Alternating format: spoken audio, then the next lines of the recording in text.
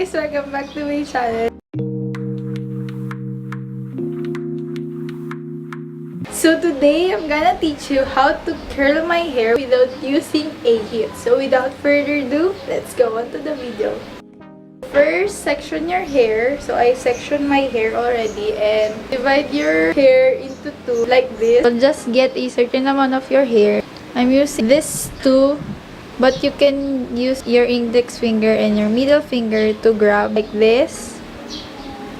And turn, and turn, and turn, and turn. Until you get like this amount of your hair. Then you'll just get it. Then like that. And like that.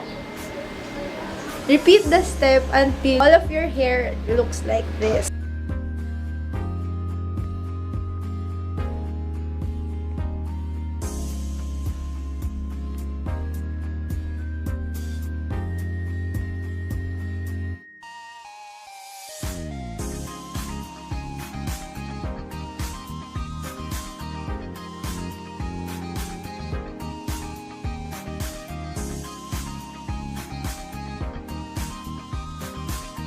If you want the curls to last long, you can do it at night. Then in the morning, you have already your hair. Then we'll just wait for how many hours and I'll be back.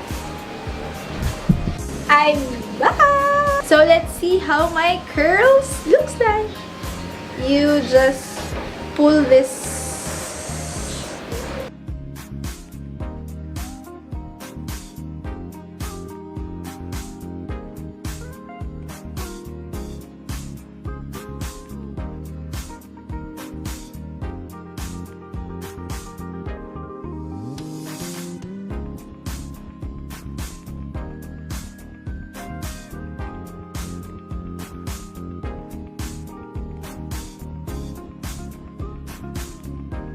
The finish look.